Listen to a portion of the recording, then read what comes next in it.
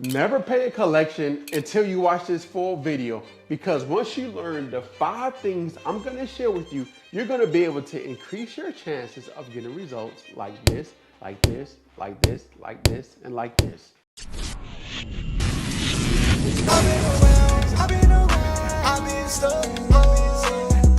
So you probably didn't even know that one of the things you can do right now is go to the FTC ban list of collection agencies. Yes, there's a list of collection agencies, over 100 of debt collectors who are not allowed to actually collect debt. You might have collections that might be banned. So first thing you want to do is actually check the ban list, all right? Once you check the ban list of debt collectors, before you pay anything, before you dispute, check to see if they're banned, all right? And if they are banned, then you want to actually submit a letter to Expand, TransUnion, and Equifax with that specific lawsuit and say that they're banned from actually collecting debt.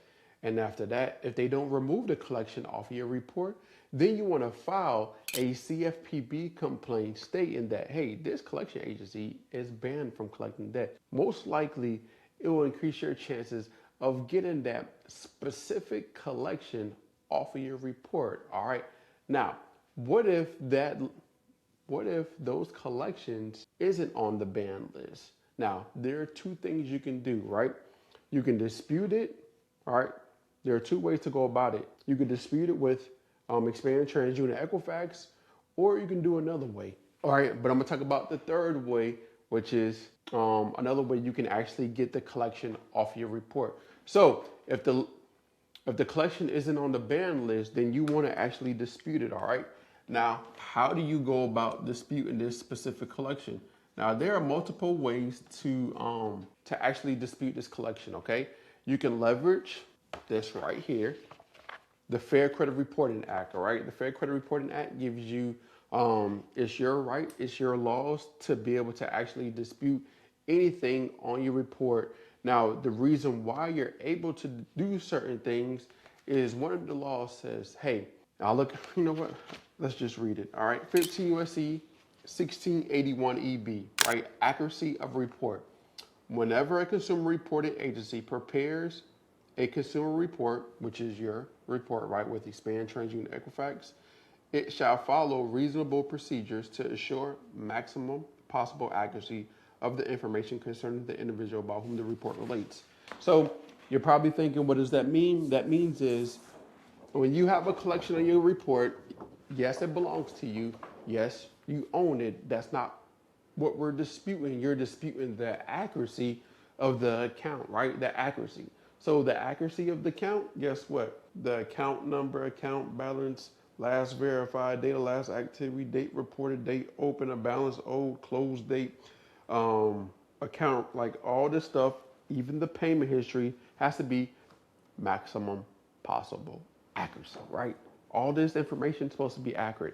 And when you look at your report or when you look at your collection, you're going to notice that 9 times out of 10 is not ensuring maximum possible accuracy according to the laws that are in place, right? Because remember, there are laws that are in place to help you, just like there are laws in place out there in the world. So if you, guess what, don't abide by the laws, there are lawmakers pleased to hold you accountable. Just like there are laws to hold Experian, TransUnion, Equifax, and debt collectors accountable, right? So you can leverage this to actually dispute those negative accounts or those collections on your credit report. Or you can leverage the FDCPA, which is the Fair Debt Collection Practices Act, right? 15 USC 1692 if you want to Google it. But if you Google this one specific law, 15 USC 1692 CC, you read that specific law, and I'm going to paraphrase it. That law basically states, say, hey, if you let a debt collector know that you refuse to pay a debt or you don't want them, you don't want them to contact you, or you refuse to pay the debt. Yes, you can refuse to pay a debt. They have to stop contacting you according to the law. To make it up, you can read it for yourself. So, sounds crazy, but when you read it, it's like, I can really refuse to pay a collection? Yes, you can. And when you refuse it, when you refuse to pay a collection and you put it in writing, send a letter to them, send it certified. Guess what? They have to stop contacting you. All right. Or if you do it through let's just say they communicate with you through a text message, and you tell them that as well, they have to stop contacting you. If they call you, right, and you let them know, hey, I refuse to pay this debt, they have to stop contacting you. If you do it through email, right, they send you an email, same thing, okay? I refuse to pay this debt, they have to stop contacting you. And if they contact you again after that, you can sue them, all right?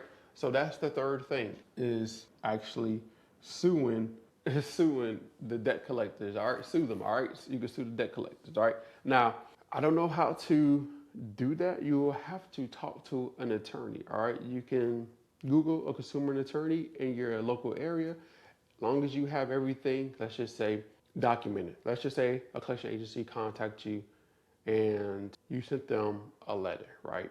You say, I refuse to pay this debt. And then they consistently contact you over and over and over. Make sure you document every time they call you. Have like a little spreadsheet of them calling you over and over and over. Make sure you have a copy of the letter that you sent out, and then you present your case to a consumer attorney, and then they most likely take it, because now it's an easy one for them because you have evidence, right? You documented everything. Some people do this, and I did it too as well, is actually paying pay for delete, right? Now, when you do pay for delete, you want to have things in writing. So when you pay a collection, and it could be a $50, $100 collection, right? Pay it, get it removed from your credit report, right? A lot of people do this is because they're trying to buy a house, and I did this because I was trying to buy a house, right? So talk to you pay the collection, they remove it from your credit report. You don't no longer have to worry about the debt. But once it's off, it's off. It's not going to come back. It's paid, and you will see an improvement of your credit score. All right. So some people do this because they don't have time to go. Because with this, when you dispute or sue, you have to go back and forth with Experian, TransUnion, Equifax to get it removed of all three, because they don't all communicate with each other. So it takes a little bit of time to actually do that process. Okay. So when you dispute it, it's like a back and forth, doing this, sending off this letter. It might take 2 to 3 rounds. It might take 4 rounds. It might even take 6 rounds. And some people just don't got time to go through that, creating letters, mailing them off, doing all of that, whatever. They just, you know what? Let me just pay this $100, $150. You can negotiate with them to get it removed as well. You can negotiate when you do pay for delete. So you can also negotiate. All right. So that's the fourth way. Now, the fifth way is, you'll laugh, nothing. And you just let it fall off your credit report, all right? But when you do nothing, you have to wait 7 years for it to fall off your credit report, all right? 7 years. Now, that 7 years, hey, it is not worth it. So what I would tell you to do is dispute it, because most of the time, that account is not accurate, all right? And if you are going to dispute it, make sure you at least use I got a letter, right? A playbook, but I'm gonna give you the first round of letters, all right? So go to freesecretletter.com and get access to the first letter, which will allow you to it's the #1 letter in America, all right? Use it. It's gonna increase your chances of getting the results, because everything I do is based off of your consumer report, right? And the laws. None of that foolishness that you probably see. Everything is based off, like as you can see right here, kind of simple. It's going to be all based off of your credit report, right? And based off of the laws and everything that's going on your report, which will significantly increase your chance.